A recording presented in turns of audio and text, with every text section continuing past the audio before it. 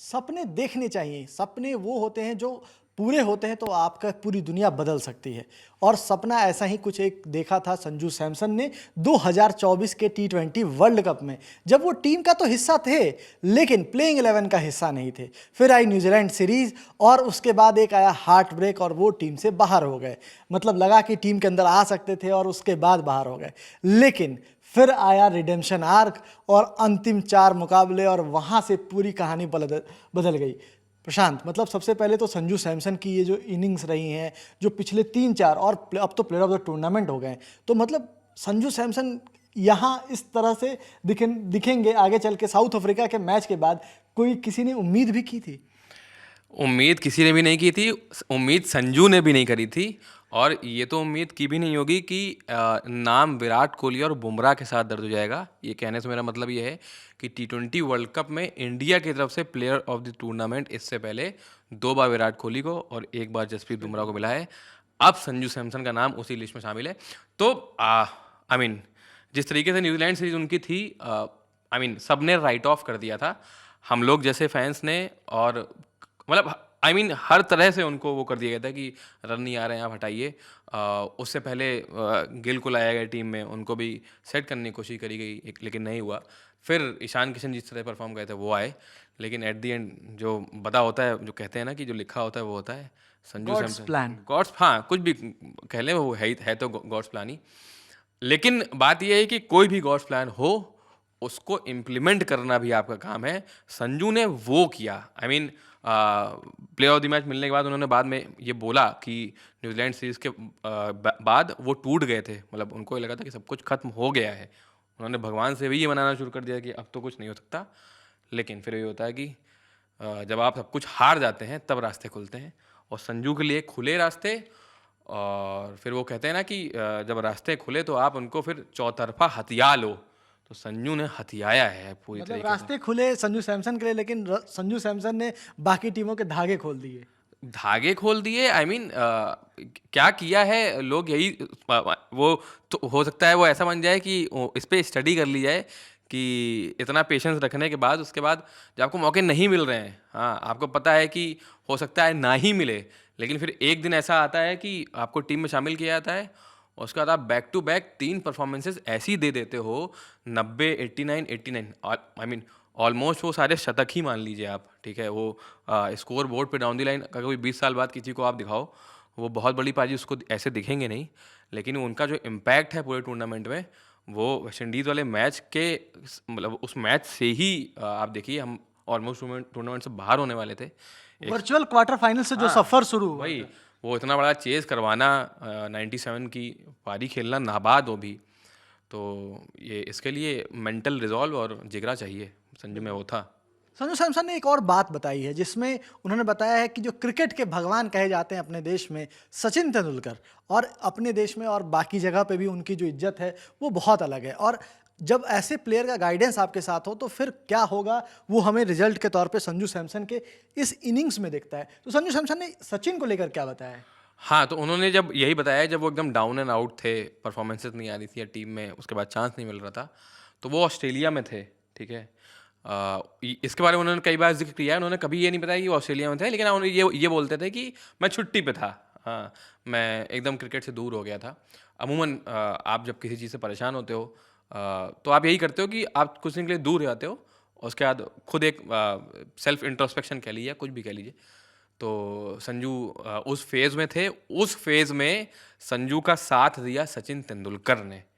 आप समझिए, मतलब इंडिया का एक महानतम खिलाड़ी, हाँ, उन्होंने संजू को कांस्टेंट, उन संजू के टच में रहे, उन्होंने उनको गाइड किया।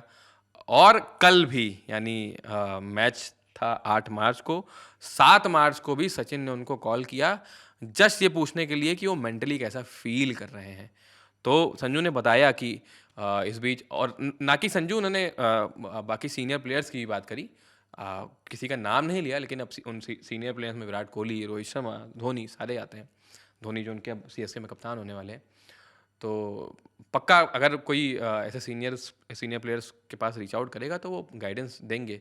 वो बताएंगे कि आप क्या गलत कर रहे हो, वो बताएंगे कि आपको मेंटली बड़े मैचों में कैसे जाना चाहिए। अगर सचिन से कल बात हुई तो उन्होंने बताया होगा कि अपना एक्सपीरियंस शेयर किया होगा कि बड़े मैचों के लिए मैं ऐसे तैयारी करता था। तो वो सारी चीज़ें हैं, तो वो सारी चीज़ें संजू के लिए काम करी हैं और वो मैदान पे भी दिखा है, ये बात है। बिल्कुल। और एक जो बात कही थी संजू सैमसन ने कि विजुअलाइजेशन, जो वो लगातार 2024 टी20 वर्ल्ड कप से एक विजुअलाइजेशन कर रहे थे कि मैं अपनी टीम को जिता रहा हूँ, मैं अपनी टीम के लिए मैच जिताऊ पारी खेल रहा हूँ। और लगातार प्रशांत 3 मैच, और तीनों मतलब नॉकआउट्स हैं, तीनों नॉकआउट्स हैं। एक वर्चुअल नॉकआउट है जहाँ पे आप क्वार्टर फाइनल जैसा मुकाबला खेल रहे हो, और उसमें भी 190 से ज़्यादा का टारगेट मिल गया है, 196 आपको चेज करना है।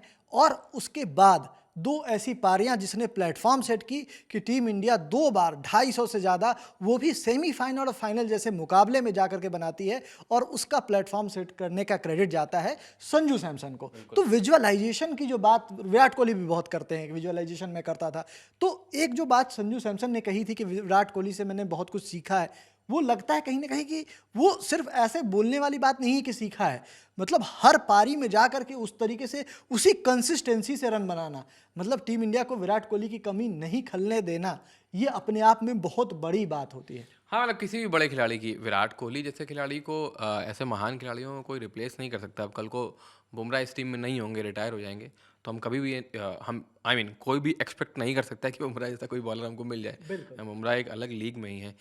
तो तो वही विजुअलाइजेशन की बात, मतलब एक लेवल के बाद तो यही होता है कि स्किल सबके पास होती है।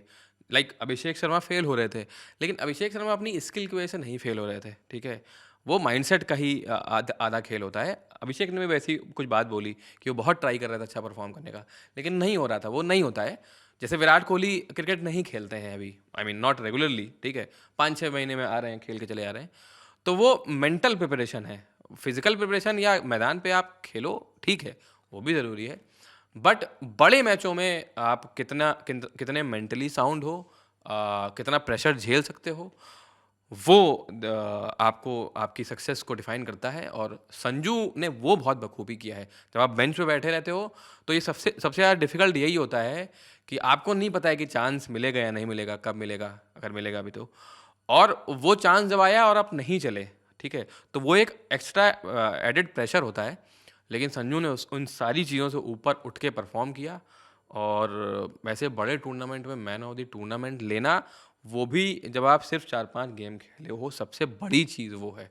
और उसमें भी सबसे अहम मुकाबले सिर्फ खेले हो आप। हाँ, मतलब जब टीम को सबसे ज़्यादा ज़रूरत थी, तब आप आके आपने परफॉर्म किया है। तो ये वही वाली बात है कि जब आपको मौका नहीं मिल रहा है तो आप फेल कर गए, तो आपको टीम से बाहर कर दिया था, जो संजू के साथ हुआ है। लेकिन अब उनको मौका मिला है, और ऐसे इंपॉर्टेंट मैचेस में मौका मिला है, और वहाँ उन्होंने वो करके दिखाया है। तो अब मुझे तो नहीं लगता कि उनकी जगह आने वाले कुछ सालों में इस टीम से जाने वाली है, ये वाली बात है। बिल्कुल, जगह जाने की तो बहुत दूर की बात है। जिस तरह का प्रदर्शन उन्होंने इस पूरे टी20 वर्ल्ड कप में किया है, और ख़ास करके जब आप ऐसे अहम मुकाबले में आते हैं और आपसे इतना प्रेशर होता है कि हर मैच में आकर आपको परफॉर्म करना है और एक स्टार्ट देना है, क्योंकि वो जिम्मेदारी है। जब आप ओपनिंग के तौर पर आते हैं, ओपनर के तौर पे आते हैं, और आपको पता है सामने वाला बैटर अभी अच्छी लय में नहीं है और आप अच्छी लय में हैं, तो एक रिस्पॉन्सिबिलिटी एडेड ऑन होती है, जो दिखती नहीं है पर होती है। कहा जाता है, मतलब फैंस का उतना उम्मीद करना, और जब आप घर पे खेल रहे हो तो एक अलग उम्मीद होती है कि हाँ, हर मैच में सपोर्ट करने इतने लोग पहुंचते हैं, तो उनके साथ उसी मोमेंटम के साथ। और सबसे खास बात प्रशांत की, हर मैच में उनके पास सेंचुरी बनाने का मौका था, लेकिन team is the first priority, और उन्होंने हर एक मुकाबले में ये दिखाया।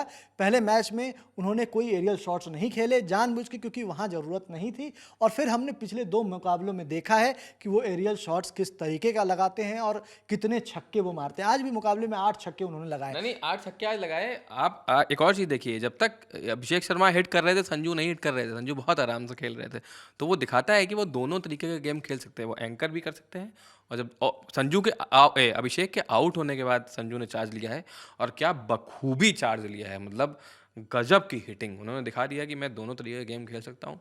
अगर आपको चाहिए कि मैं टिक के खेल पाऊँ और खड़ा रहूँ, और अगर एक एंड से विकेट गिर रहे हैं तो एक छोर संभाले रखूँ, वो भी कर सकते हैं। और जब हिट करने की बात आएगी तो बंदा बाउंड्री पार भी लगा सकता है हर गेंद को, ये बात है। बिल्कुल। और संजू सैमसन की ये पारी बहुत कुछ और हमेशा के लिए याद की जाएगी, क्योंकि इस पूरे वर्ल्ड कप में जिस तरह से मोमेंटम चेंज हुआ टीम इंडिया का, उसका श्रेय जाता है सीधे तौर पे संजू सैमसन को, जिन्होंने लगातार 3 मुकाबले में 50 प्लस स्कोर ही नहीं किया, मैच विनिंग इनिंग्स खेली, जहां से एक पूरा प्लेटफॉर्म सेट कर दिया। एक मैच को तो उन्होंने फिनिश भी किया और बाकी 2 मैच में ऐसा प्लेटफॉर्म सेट कर दिया जहां से टीम इंडिया की जीत लगभग लगभग सिर्फ बॉलर्स को अपना काम करना था, बाकी जीत लगभग लगभग तय कर दी थी।